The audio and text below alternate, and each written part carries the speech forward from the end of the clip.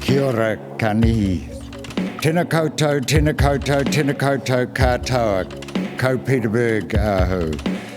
Nau mai, haere mai, talofa lava, konnichiwa, welcome, wherever you're joining us from, welcome. Today, we're making a little bit of history. Not only have we overflowed Te Papa, but have literally hundreds of others joining us online during the course of this conference. This is almost certainly, and I've been doing this since 1967, but I'm going to say this is almost certainly the biggest forestry conference ever held in Aotearoa, New Zealand. While I love the fact that so many of you have joined us, even more importantly, I love that you're here to discuss our native forests, the opportunity they present, and how we can ensure their restoration and perpetuation is a natural and important part of the New Zealand landscape. Many of you will know that I'm the chair of Tānei's Tree Trust, an organisation whose genesis occurred a little over 22 years ago, and which has subsequently strived to facilitate the planting, restoring and management of our native forests. I'm a forester and an ecologist. My father was a forestry contractor, and my earliest forestry experience was spending days on his work sites during school holidays. That was more than 70 years ago, but I can still recall many of those times fondly. As a forester, I find it ironic that our native species, which featured so prominently in the settlement of New Zealand, were at best subsequently ignored and at worst completely set aside. So much of the character and culture of New Zealand still reflects landscapes that once existed. As an ecologist, I'm staggered at the rate and intensity of land clearance and the modification of the natural environment that has occurred since settlement began little more than 800 years ago. There are generations of New Zealanders who even now simply don't believe that a great deal of the pastured landscape was only 150 years ago still dense forest.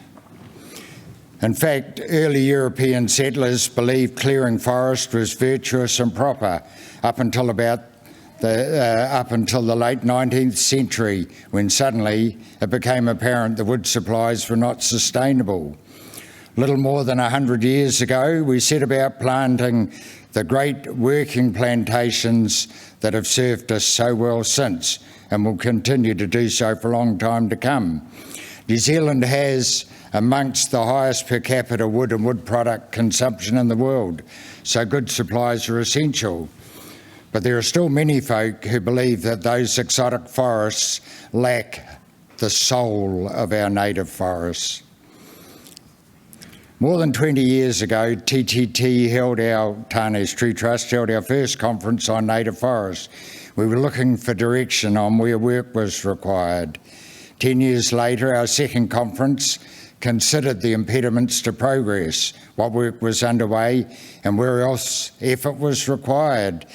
10 years again later, this conference, delayed a couple of years of course by COVID, will not only address many of the questions from the past, but also update on the growing suite of support and the tools for a much more robust approach to establishing and managing native forests.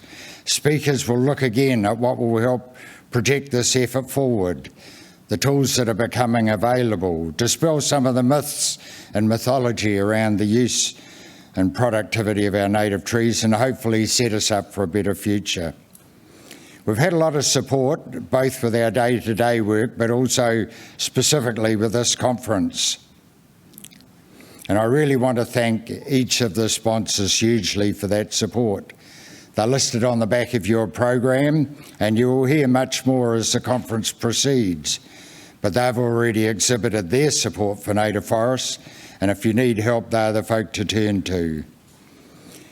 As many of you will be aware, we partnered with Pure Advantage on the earlier very successful Tātou Ngahere program, and now we're doing the same on this conference. We're almost kindred spirits, and we share a great passion for a natural environment And the truth is that without their support, we'd never have got as far as we have with this conference. The CEO, Simon Miller, is here somewhere, but I'd just like to say thanks, Simon, for the great work you've done.